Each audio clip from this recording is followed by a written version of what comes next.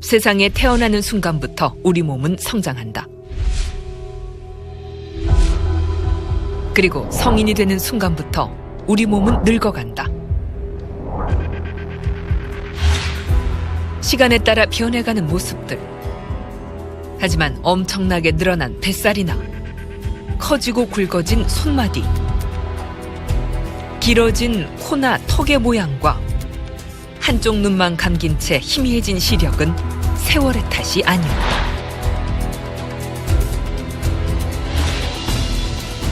뇌의 중앙에 위치한 내분비 기관 뇌하수체. 그곳에서 분비되는 호르몬이 우리에게 보내온 적신호였던 것이다.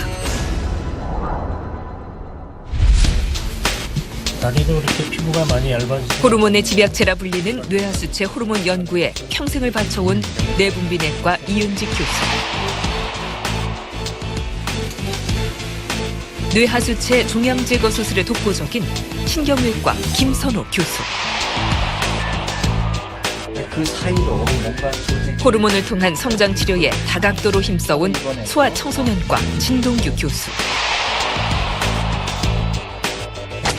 이들 세 명의와 함께 삶의 질을 위협하는 뇌하수체 호르몬 질환에 대해 알아보자.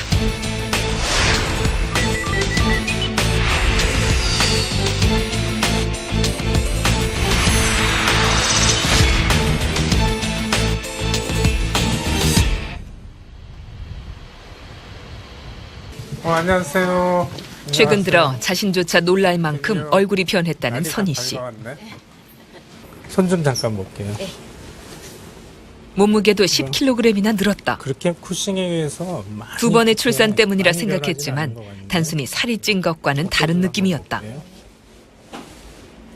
여기도 많이 그렇게 올라가진 않았네. 위치도 이제 제대로 거의 다 잡혔고. 선희 씨의 몸에 나타난 변화를 세심히 살피는 이은직 교수. 그는 뇌하수체 질환과 갑상선 질환에 정통한 호르몬 분야에 손꼽히는 전문가다. 다리도 그렇게 피부가 많이 얇아지진 않았네요.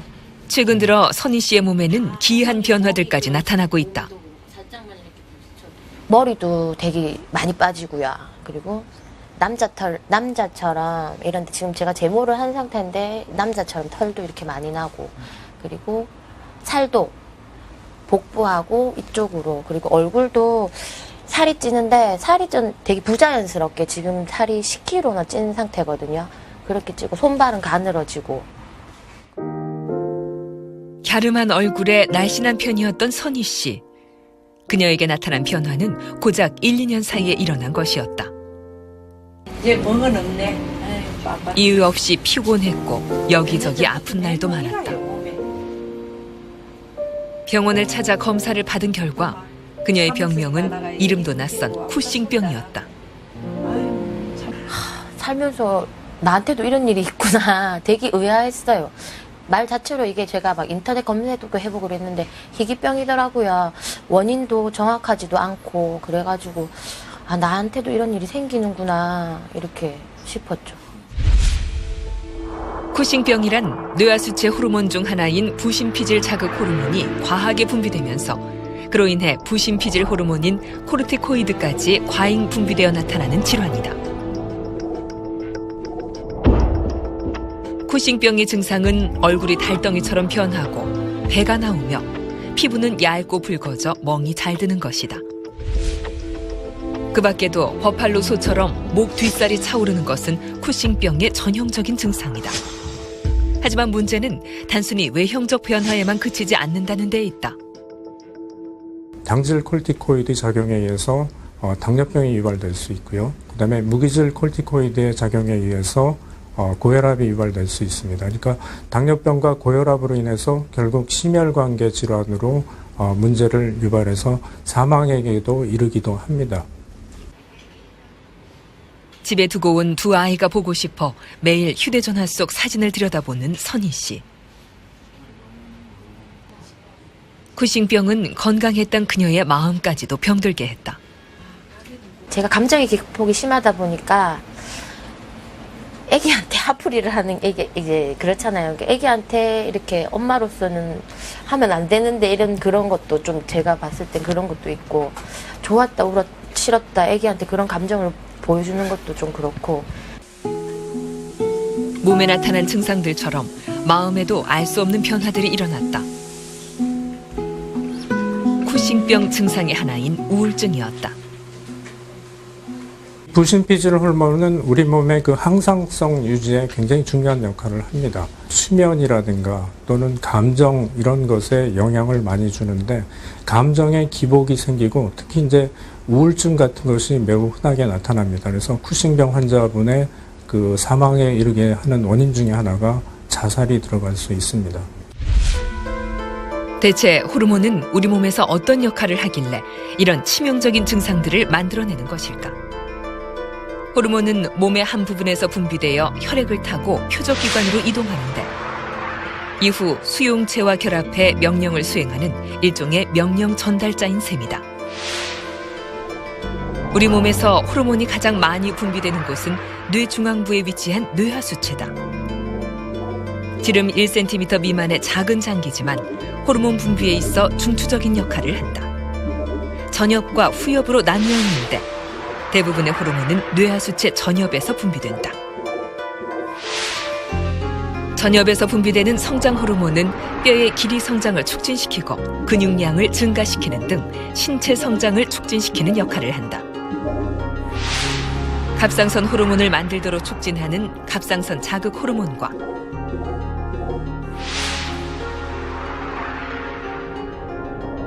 아기를 낳은 여성이 수유를 할 수 있도록 하는 유주분비 호르몬, 우리 몸의 부신에서 코르티코이드를 만들도록 촉진시키는 부신피질 자극 호르몬 역시 뇌하수체 전엽에서 분비된다. 성선 자극 호르몬도 뇌하수체 전엽에서 분비되는데 이 호르몬은 남성의 경우 고환에서 정자 형성을 촉진하고 남성 호르몬을 생산 분비하도록 하며 여성의 경우 난소에서 배란을 유도하고 여성 호르몬을 생산하고 분비하는 데 관여한다. 호르몬은 각각의 종류에 따라 신체의 성장과 발달, 대사 및 항상성을 유지하고 조절하는 역할을 한다. 그렇다면 선희 씨처럼 부신피질 자극 호르몬이 과다하게 분비되어 병이 되는 이유는 무엇일까?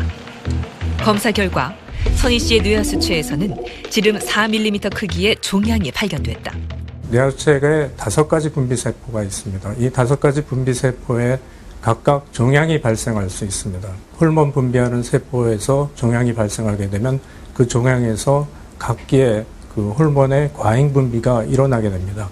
이 적절하게 분비되어야만 몸의 기능을 적절하게 조절을 하는데 이 과잉 분비된 호르몬은 그 호르몬의 과잉된 작용을 유발하기 때문에 기능 항진증을 유발하게 됩니다.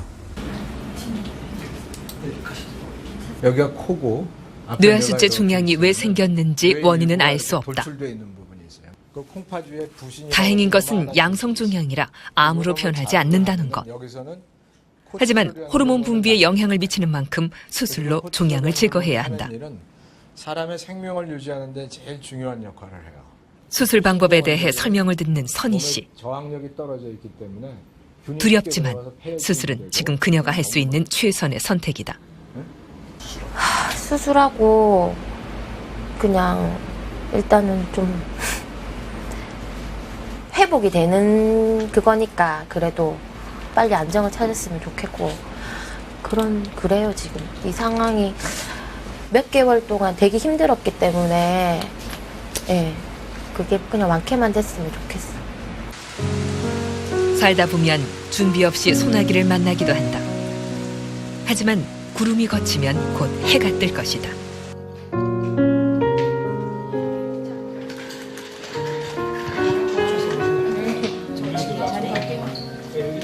지난밤 선희 씨는 잠을 이룰 수 없었다. 수많은 걱정들이 그녀를 짓누르고 있는 지금 힘든 시간을 견디게 해주는 건 가족뿐이다.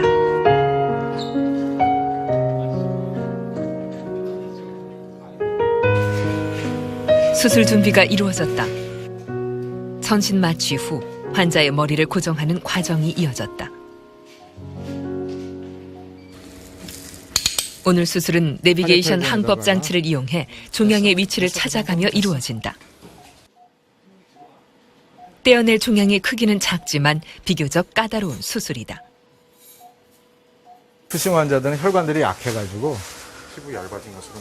그 점막 같은데도 건드리기만 하면 출혈이 많이 돼요.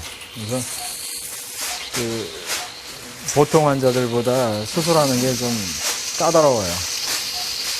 그리고 이 사람은 이 뇌하수체 폭이 보통 사람보다 한 5mm 정도가 작아요. 정상 보통 사람은 열면 뇌하수체가 이렇게 보이는데 여기 양쪽에 혈관벽이 있고 가운데 이렇게 있는데 이게 이렇게 돼 있거든. 그러니까 이걸 다 갈아서 옆을 다리 벌려야 되니까 오늘도 무사히 서울시 수술을 맡은 신경외과 김선호 교수는 지금까지 1,700위의 뇌하수체 종양 수술을 집도해온 이 분야의 최고 권위자다.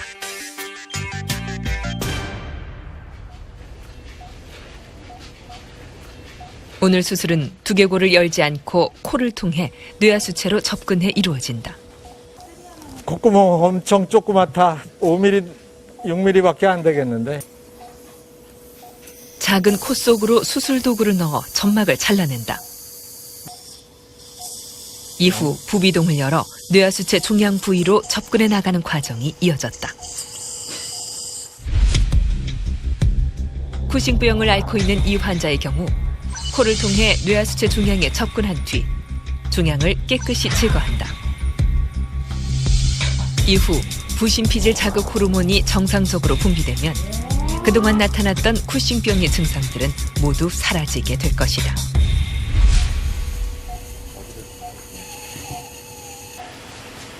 MRI상으로는 종양의 경계가 분명치 않은 상황.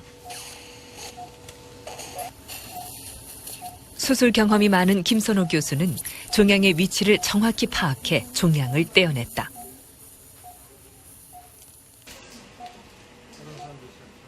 종양을 깨끗이 제거해야 호르몬 수치도 정상으로 돌아오고 재발의 위험도 낮아진다.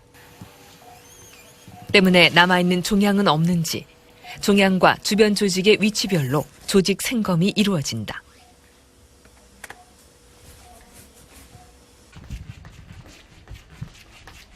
수술 중 조직을 들고 수술실을 나서는 의료진.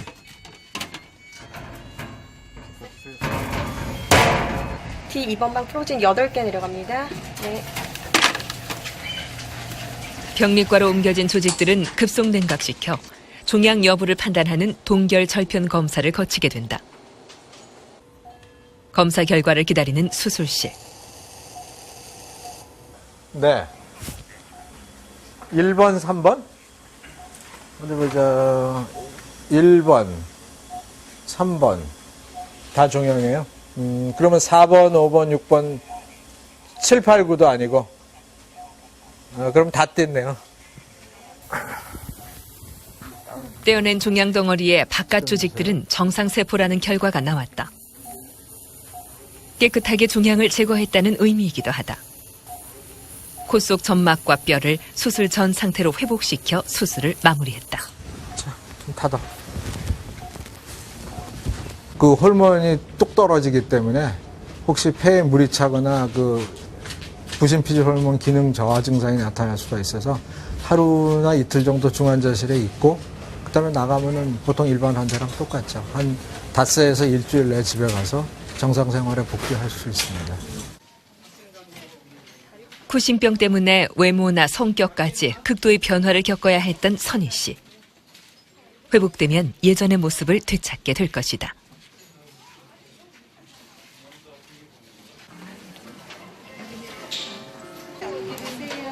호르몬은 눈에 보이지 않지만 눈에 띄는 변화들로 이상 신호를 보낸다. 하지만 가영 씨는 지난 5년간 호르몬이 보내온 경고에 무심했다. 제가 고등학생 때부터 무월경이었어요. 근데 처음에는 그거에 대해서 별로 신경을 안 썼어요. 그냥 스트레스인가 보다 생각을 하다가 산부인과를 한번 갔다 왔어요. 근데 그때 약을 처방을 받았는데 약을 먹고 나니까 한동안 생리가 잘 나왔어요. 그래서 그때부터 약만 먹으면 되겠지 하는 생각으로 너무 안일하게 있어가지고 최근 들어 몇 가지 증상이 더 나타나자 그제야 가영 씨는 병원을 찾았다. 검사해봤더니 월경이 없어진 게 얼마 동안 월경이 없었어요? 고등학생 때부터 거의 없었어요. 그래서 1년에 한 3-4번? 세네 번. 아니면 양이 거의 없거나 그 다음에 젖이 나오거나 그러진 않았어요? 그거는 올해 1-2월에 처음 1-2월에 알았어요. 처음 받았고. 젊은 여성에게 근데 왜 이런 병을 증상이 키웠어? 나타나는 건 임신 중에나 있는 일이다. 아니, 혹 오해라도 살까봐 속만 태웠다는 가영 씨. 결혼 안 한 여성들이 이 병이 많이 생기는데 일단은 월경 안 하고 아기도 안 낳는데 젖이 나오니까 더러 겁은 나는데 대개는 또 주변 사람한테 얘기를 안 해요. 어머니가 출산 이후에 임신하지 않은 여성에게 이런 증상이 나타나는 건 유주분비 호르몬, 즉 프롤락틴 분비에 이상이 생겼다는 신호다. 젖을 먹이는 동안에는 검사 결과가 그것을 입증해주고 있다. 월경을 안 하게 되고 수유를 계속 하는 거죠. 그러니까 근데 지금 프롤락틴치 측정한 거 보니까 200이 넘더라고. 200이 넘는데 프롤락틴, 즉 유주분비 호르몬은 여성의 임신과 출산에 직접적으로 영향을 미치는 호르몬이다. 뇌하수체 전엽에서 분비되는데 여성이 임신했을 때 젖을 만들도록 유도하고 성선 분비 자극 호르몬의 분비를 감소시켜 난소에서 배란이 되지 않도록 한다. 이 때문에 무월경 상태가 유지돼 출산 후 수유 기간 동안에는 임신이 되지 않는 것이다.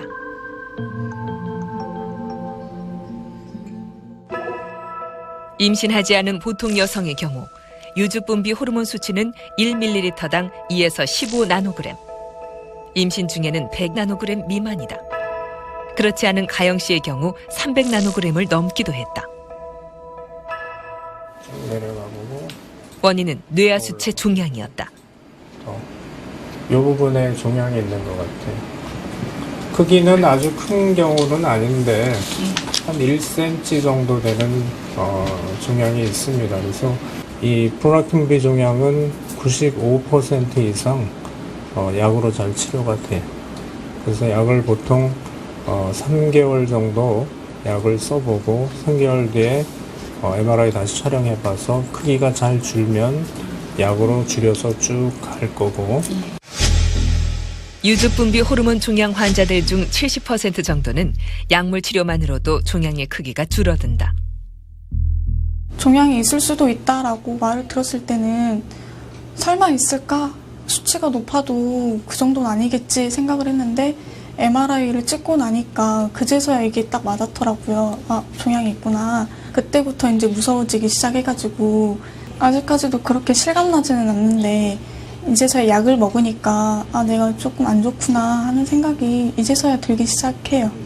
오늘 프롤락틴치를 측정을 한 번 더 해놓고 갑시다. 미래에 있을 임신과 출산을 위해서라도 가영 씨는 꾸준히 약물 치료를 받을 것이다.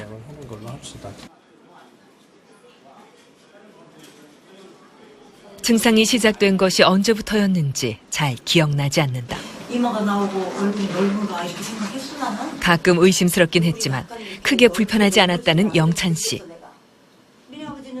돌이켜보면 모두 몸이 보내온 신호였다. 피로가 되게 심했고 사실은 약간 잠을 잘 못 자는 것들이, 그리고 심장이 쿵쾅쿵쾅거리거나 이런 것들이 다 원래 그렇지라고 생각했던 증상들이에요. 막 심장 쿵쾅거리고 두통이 가끔 있고 굉장히 피로하고 맨날 몸이 부어 있고, 특히 이제 손 굵어지는 거는 사실 사람들도 많이 얘기하고 저도 이상하다고 생각했는데 계속 성장하면서 사람 변한다고 생각을 했는데 그게 일반적인 경우랑 좀 다른 거를 이번에 알았어요. 오랜만에 만난 친구들은 그의 얼굴이 많이 변한 것 같다는 이야기를 했다. 그 무렵 눈에 이상이 나타났다. 몇 주 전에 외식을 하러 갔는데 눈이 한참 감기더라고요. 그래서 내가 난리를 쳤죠. 도대체 이토록 왜 병원을 안 갔냐. 무슨 중풍 환자들 눈 한쪽 처지는 것처럼 그렇게 생겼더라고요. 반쯤 감긴 거. 영찬 씨의 왼쪽 눈은 뜨려 해도 떠지지 않았다. 외형적인 변화뿐 아니라 시력에도 이상이 생겼다. 눈이 지금 복시라고 해서 지금 물체가 두세 개씩 이렇게 보이는 증상이랑 안구통이랑 눈이 내려가는 게 갑자기 한꺼번에 와서 신경외과 찾았다가 두통도 있었잖아요. 예. 피로가 쌓여 그런 거라고 눈을 혹사시켜 생긴 증상이라고 생각했다. 단순히 안과 질환이라 생각하고 병원을 찾은 결과 호르몬 분비에 이상이 있다는 이야기를 들었다. 그의 병명은 말단 비대증이었다. 말단 비대증이란 뇌하수체에서도 성장 호르몬을 생성 분비하는 세포에 종양이 생기면서 성장 호르몬이 과다하게 분비되어 나타나는 질병이다. 성인의 경우 성장 호르몬이 과잉 분비되면서 서서히 몸의 말단이 커지게 된다. 이마가 튀어나오거나 코가 커지고 턱이 길어지는데 영찬 씨의 경우 종양이 뇌신경을 압박해 눈에도 이상이 나타난 것이다. 농구선수 김영희 씨와 영화배우 브룩 쉴즈, 이종 격투기 선수인 안토니오 실바 등도 말단 비대증을 앓았다. 좀 닮았다라는 얘기를 많이 들었어요. 어느 정도 좀 들었어요. 근데 이 질병을 가진 사람들의 외형이 좀 닮는다고 하더라고요. 그때 캐치를 못한 게 좀 아쉽고 막 그랬는데 거의 10년 가까이 진행이 됐을 수 있다라는 얘기를 듣고서는 왜 빨리 몰랐을까라는 생각을 많이 했는데 근데 지금 다시 생각을 해도 이렇게 머리가 아프거나 눈이 이렇게 이상이 생기지 않으면 쉽게 못 찾을 것 같아요. 말단 비대증 확진을 위해서는 경구 당부화 검사가 이루어진다. 75g의 포도당을 물에 녹여 마신 후 30분 간격으로 2시간 동안 체혈하는데 이때 혈당과 성장 호르몬을 측정한다.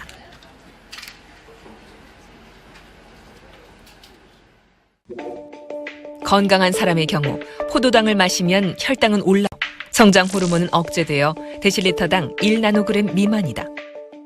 하지만 말단 비대증 환자들의 경우 수치는 1나노그램 이상. 그렇다면 외형적 변화를 가져오는 말단 비대증은 건강에 어떤 악영향을 미칠까? 고혈압이 발생하게 되고 이 고혈압과 당뇨병이 오랜 동안 지속되면 심혈관계 질환이 발생할 수 있고요. 그다음에 성장 호르몬 자체가 근육을 비대시키기 때문에 심근비대도 가져옵니다. 이 심근비대가 오기 때문에 심부전도 종종 동반되기도 합니다. 정상인에게 있어서 발생하는 빈도의 약 2배의 그 대장암의 빈도가 관찰되고 있고요. 우리나라에 있어서는 갑상선암의 빈도가 올라가는 것으로 되어 있습니다. 가운데 심각한 합병증을 유발하는 만큼 수술로 종양을 제거해야 한다. 근데 대부분의 뇌하수체 종양은 이게 까맣게 보이는 게 뇌로 들어가는 동맥인데 이 동맥을 벗어나서 일로 넘어가질 않아요. 지금 보면은 여기 얇은 혈관 벽이 있는데 그 혈관 벽을 종양이 뚫고 들어가서 이 옆에까지 가 있다가 지금까지 내가 말단 비대증 수술한 사람이 한 500명 가까이 되는데 혈관 벽을 열고서 바깥에까지 제거했던 사람이 6명이 있어요. 그 전에는 그냥 이쪽으로 들어가서 여기 이만큼 최대한 파내고 여기 남겨놓고 그랬었다고. 영찬 씨의 경우 종양이 뇌하수체 옆에 있는 정맥동의 반대편까지 퍼져 있다. 게다가 종양이 뇌신경을 눌러 눈에도 이상이 생긴 상황. 환자가 최대한 종양을 제거한 수술 중 혈관이 파열되는 위험이 따를 수 있다. 최악의 경우 응급 상황이 발생할지도 모른다. 본인이 아플 거라는 거를 전혀 상상하지 못하고 살아왔는데 아프고 나니까 그게 정말 어리석다는 생각을 좀 했습니다. 본인이 건강하지 않고 그런 걸 다 해낼 수 없는 상황이 됐을 때 주변의 모든 게 무너질 수 있다는 생각이 되게 무서워서 사실은 자기 자신에 대한 관리랑 그 건강도 나를 위해서라기보다는 정말 가족들이라든지 주변 모든 그런 저에게 의지를 하거나 저도 도움받는 분들에 대해서 되게 꼭 필요한 일이라는 생각을 갖게 됐어요. 근데 말단 비대증 환자 외모까지 바꾸어 놓은 병은 지금 영찬 씨의 인생까지 송두리째 흔들고 있다. 차이가 많이 나기 때문에 어쨌든 그렇게 해서라도 가능한 수술 동의서에 사인을 하며 영찬 씨는 마음을 굳게 먹었다. 침묵의 기도로 긴 밤을 보내고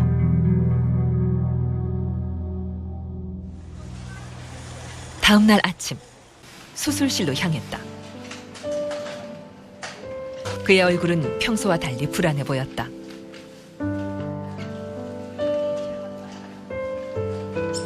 아무 말 없이 아내를 향해 손을 흔들며 수술실로 향하는 영찬 씨. 담담히 지켜보던 아내는 남편의 모습이 사라지자 한동안 참고 있던 눈물을 쏟아냈다.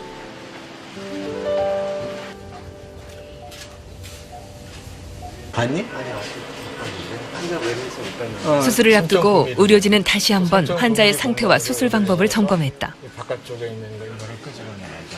위쪽은 없는데 종양이 왼쪽으로 치우쳐 혈관벽을 뚫고 들어가 있는 상황. 김 교수는 수술 중 있을지 모를 만약의 상황까지 미리 대비해 두었다. 지금 수술 준비하는 과정에서 마취과에서 그 굵은 혈관을 2개 이상은 확보를 할 거고, 그다음에 우리 인터벤셔널 레디올로지스트라고 그러죠.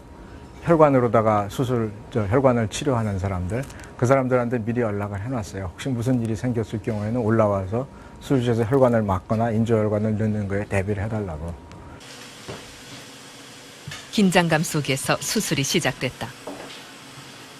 이 환자의 경우 종양이 혈관과 얽힌 상태로 크게 자리 잡고 있어 일반적인 뇌하수체 종양 수술법만으로는 종양을 깨끗하게 제거하기 힘들다. 먼저 코를 통해 뇌하수체로 접근한 다음 동맥벽을 싸고 있는 정맥동을 열어 혈관을 가운데 두고 양쪽의 종양을 되도록 많이 제거한다. 최대한 재발을 막고 환자의 눈을 회복시키기 위해서다. 조심스럽게 종양을 떼어내는 과정이 이어졌다. 종양이 혈관벽 넘어 혈관 바깥쪽까지 침범해 있어 자칫 수술 과정에서 혈관이 터질 수도 있는 상황. 때문에 혈관의 위치를 파악하는 게 무엇보다 중요하다. 종양 근처의 혈관을 피하는 동시에 혈관 바깥쪽 종양에 접근하기 위해 혈관 초음파 검사가 이루어졌다. 혈관이 어디 있는지 알려줬으니까 이제 한 번 더 보자. 여기 외절이 너무 좀 위치가 좀 그래.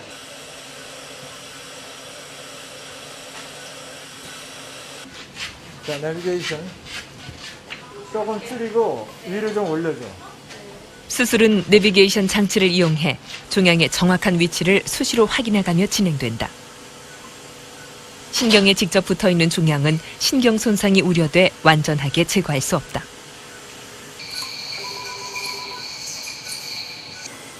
어쩔 수 없이 남게 되는 일부 종양은 수술 후 약물이나 감마 나이프로 치료하게 될 것이다.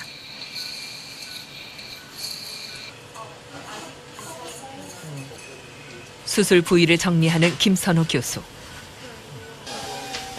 환자의 상태를 최종 점검하기 위해 MRI 촬영이 이루어졌다.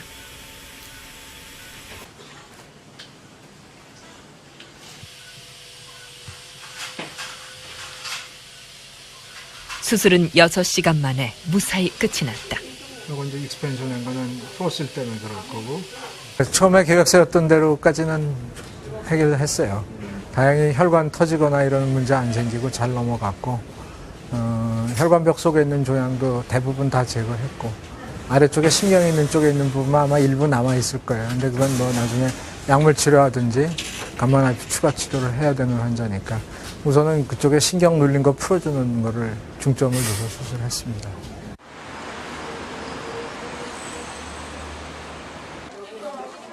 성장기 아이들에게 뇌하수체 호르몬은 더욱 중요하다. 9살 은지에겐 호르몬 때문에 달갑지 않은 변화가 찾아왔다. 가슴을 이렇게 손으로 이렇게 스칠 때 몽골이 있는 데가 아프다 그랬어요. 그래서 왜 아프지? 그러다가 이제 아시는 분이 얘는 자기 그 나이에 비해서 좀 얼굴이 좀 성숙해 보인다 그래야 되나요? 좀 그런 게 많이 느꼈어요. 7살 때부터요. 그래서 한번 이제 병원 가서 상담을 한번 해보라고 해서 7살 무렵부터 가슴 발육이 시작됐다는 은지. 1년째 병원 치료를 받고 있다. 잘 지냈어요? 응? 더운데. 네, 잘 지냈고. 선생님 잠깐 진찰부터 먼저 해볼게요. 은지의 문제는 사춘기에 있어야 할 2차 성징이 너무 빨리 나타났다는 데에 있다. 살짝 해보고 우리가 자세히 조사를 해봤더니 의학 유전학 분야의 명의인 진동규 교수는 내분비 질환으로 성장 장애를 겪고 있는 소아 청소년들을 치료해온 이 분야의 권위자다. 지금 가슴 발달은 완벽하게 지금 억제가 돼 있어서 이 정도면 아주 좋네요. 단지 요새 조금 몇 달 사이 키가 좀 덜 큰 것 같아요. 그래서 방학 동안에 제가 지금 첫째 좀 줄넘기를 좀 시켜보시면 어떨까? 네, 줄넘기를 좀 시켜보시고 뭔가 자극을 줘야지. 9살 은지의 병명은 성조숙증이다. 아이들이 자라 사춘기가 되면 뇌하수체에서는 성선자극 호르몬이 흘러나온다. 이 호르몬의 영향으로 남성은 고환에서 테스토스테론을, 여성은 난소에서 에스트로겐이라는 성호르몬을 분비한다. 이때부터 본격적인 2차 성징이 시작되는데 뼈와 근육이 성장하고 성숙해진다. 은지의 경우 이러한 2차 성징이 나이에 비해 빨리 나타난 것이 문제다. 성조숙이라고 하려면 원칙은 여아의 경우 만 8세 이하, 그리고 남아의 경우 9세 이하에서 확실한 성적인 발현이 이제 나타나면서 성호르몬이 분명히 높게 나오면서 그리고 성장판의 그 뼈 고려연령이 많이 빠른 경우를 성조숙이라고 합니다. 우리나라에서는 그보다 한 1세 정도 늦게, 여아의 경우 9세 미만, 남자의 경우 10세 미만일 경우도 때에 따라서는 너무 빠른 성적인 발현이 있다면은 조사를 해봐야 됩니다.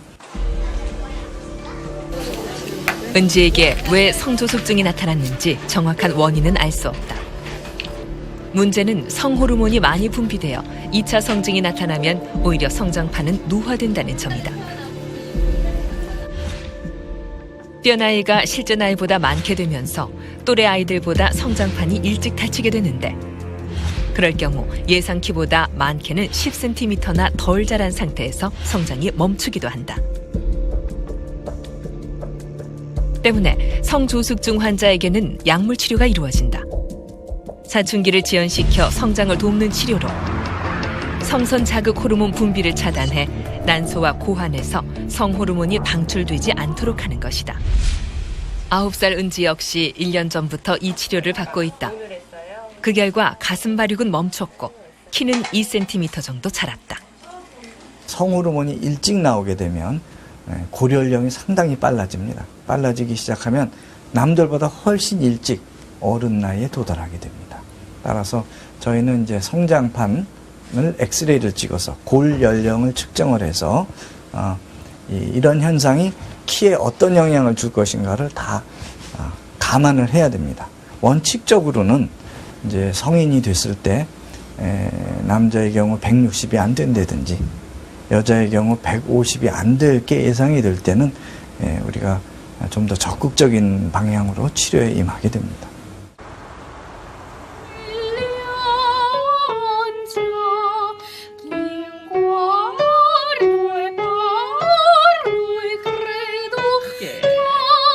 청아한 음색을 자랑하는 정우의 꿈은 세계적인 성악가가 되는 것이다.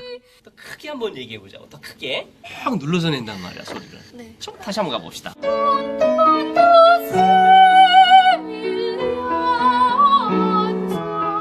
대학 진학을 위해 맹연습 중인 정우는 태어날 때부터 앞을 볼 수 없는 시각장애인이다.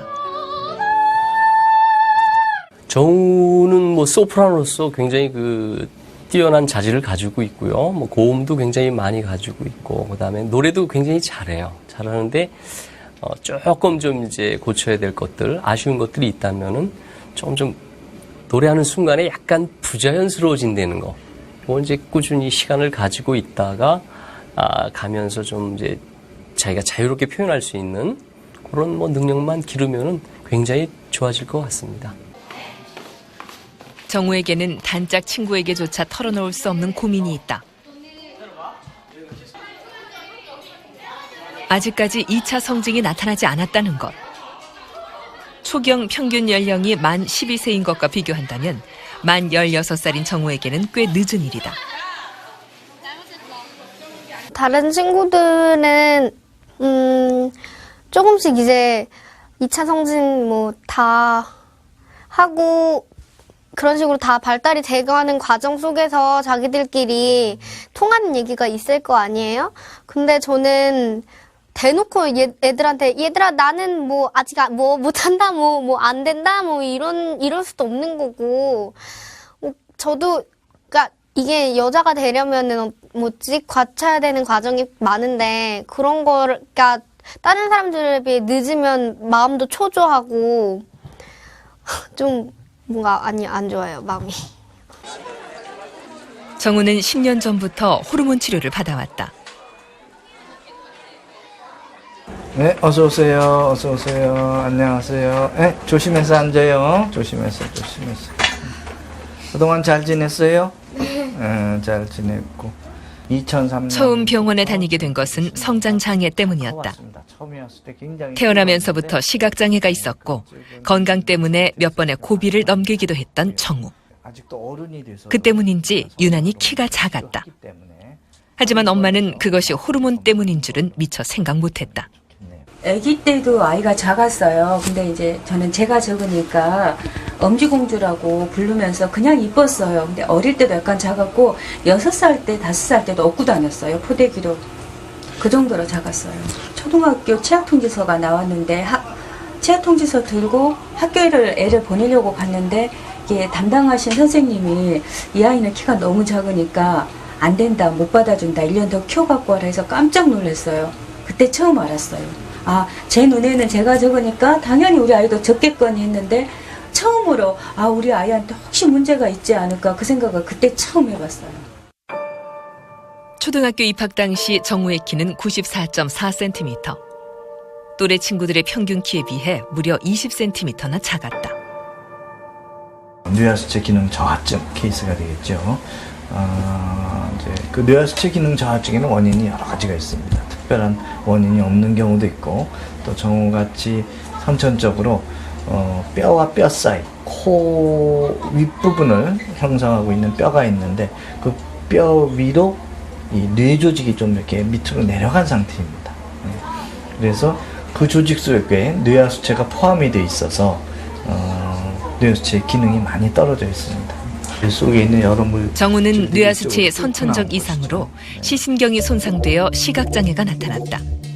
또한 뇌하수체 호르몬 분비에도 이상이 있어 여러 종류의 호르몬 분비가 원활치 않다. 특히 성장 호르몬이 분비되지 않는 정우의 병명은 소아형 성장 호르몬 결핍증. 이런 경우 부족한 성장 호르몬을 주사로 투여하게 되는데 성장 호르몬은 간으로 이동해 인슐린으로 변환되고 다시 인슐린 인자가 뼈에 영향을 미쳐 성장하게 된다. 처음 병원을 찾았을 때 정우의 키는 100명의 아이들 중 키가 작은 3명에도 포함되지 못할 만큼 가장 작았다. 하지만 호르몬 치료를 받으며 꾸준히 성장했고 만 6살일 때 94.4cm였던 키는 10년 사이 무려 60cm나 자랐다.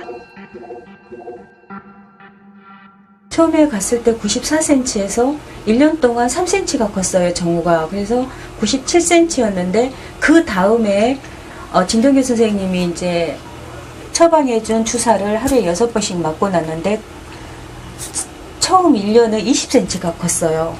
그때는 진짜 살만 났었죠.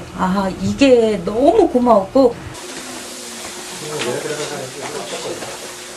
얘도 성장 호르몬을 촉진시켜주는 주사거든요. 그래서 이거 맞고 나서 정우는 이번 해 검사를 받기로 했다.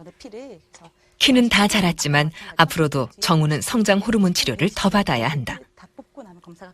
성인의 경우에도 성장 호르몬이 필요하기 때문이다.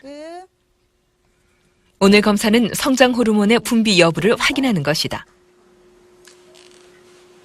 성장 호르몬을 촉진하는 주사를 투여한 뒤 혈액 검사를 통해 반응을 살피게 된다. 호르몬이 분비되지 않는 것이 확인되면 정우는 성인형 성장 호르몬 치료를 계속 받게 될 것이다.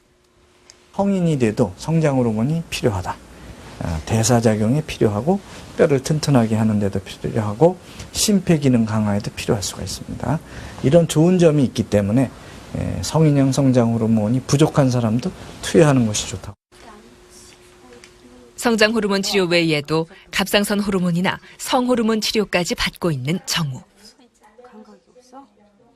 긴 시간 계속되어 온 치료 과정에 지칠 법도 하건만 꿋꿋하게 잘 견뎌주고 있다. 생각해보면은 이 성장 호르몬 맞는 것 자체가 뭐 그 당시에 꼭 키 딱 하나만 잡고 했던 건 아닌 것 같아요. 그걸 맞았기에 다른 면에서도 조금씩 다 성장을 했었던 것 같고, 다른 사람들과 비슷하게 살아갈 수 있다면 그래도 힘들어도 잘 참고 열심히 치료를 하면 그만큼의 저한테 더 좋은 효과가 있을 거라고 전 기대하면서 열심히 치료를 받을 거예요. 키가 자라는 동안 정우의 생각도 자랐다. 그녀의 노랫소리가 세상에 울려 퍼질 날을 기대해본다.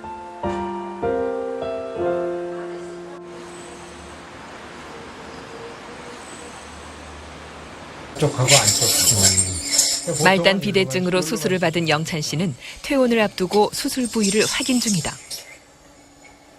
수술한 부위는 잘 아물어가는 중이다. 빨리 합니다. 고생수 열심히 했네. 됐어. 깨끗해. 가장 걱정했던 건 감겨버린 왼쪽 눈. 수술로 눌린 신경을 풀어준 결과 수술 전과 비교한다면 많이 호전됐다. 손가락 따라봐요. 이거 한 개. 완벽하게 돌아오진 않았지만 눌렸던 신경이 서서히 돌아오면서 시력도 회복 중이다. 앞으로 한 2주면 다 없어지겠다. 감사합니다. 2주면 다 깨끗해지겠어. 오케이. 신기하게 수술을 하고 한 이틀 정도 있으니까 이제 눈 떠지는 것도 되게 편해지고, 복시도 아주 완벽한 정도는 아닌 것 같긴 한데 지금은 거의 일상생활 가능하고 점점 더 좋아지는 것 같아요. 교수님 말씀으로는 한 2달 정도는 계속 좋아진다고 하셨거든요. 그래서 일상처럼 돌아가지 않을까 하고 기대하고 있어요. 그간 건강에 무심했다는 영찬 씨. 이제부턴 몸의 소리에 귀를 기울여 볼 생각이다.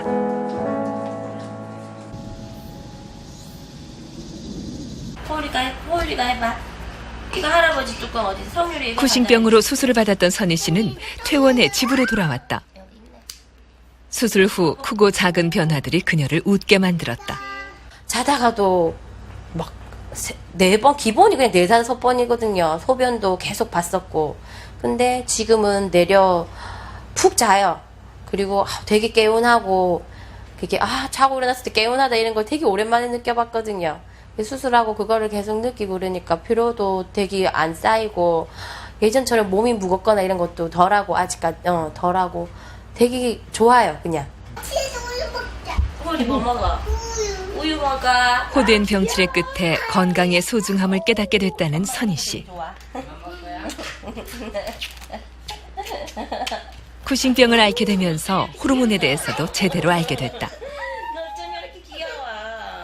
사람들 대부분 보면 위가 중요하고 간이 중요하고 뭐 이런 것만 알지, 그게 호르몬이 나오는 그 기간이 중요하다고 사람들이 그렇게 생각을, 저 또한 마찬가지거든요. 이번에 정말 느꼈는데 몸 전체가 균형이 안 맞고 엉망진창이 돼버리거든요. 예. 그래서 호르몬이 정말 중요하구나 이거 다시 한번 느꼈어요. 예. 복잡한 호르몬의 원리를 모두 이해하긴 어렵다.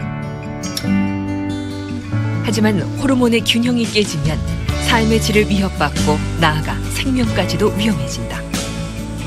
우리가 호르몬의 균형을 기억해야 하는 이유다. 뇌하수체 호르몬은 시소의 균형을 맞추는 것과 같습니다. 너무 많이 나와도 안 됩니다. 또한 너무 적게 나와도 안 됩니다. 적절한 균형을 유지해서 호르몬이 나오는 것이 중요하다고 봅니다. 뇌하수체는 한마디로 말씀드리면은 오케스트라의 지휘자다. 뇌하수체에 장애가 생기면 우리 몸의 모든 기능에 영향을 줘서 여러 가지 다양한 질병을 유발할 수 있습니다. 그래서 총체적인 불협화음인 다양한 장애를 유발할 수 있기 때문에 뇌하수체의 중요성이 매우 강조된다고 볼 수 있습니다.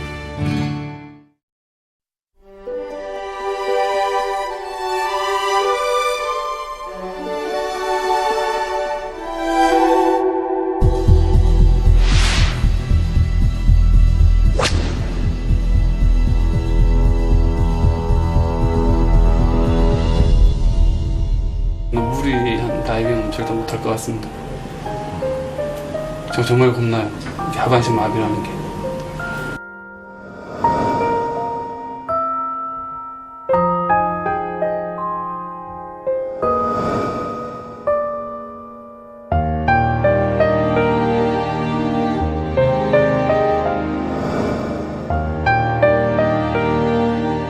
먹고 살아야 되니까 자식들 키워야 되니까 애들 공부 가르치고 이제 이런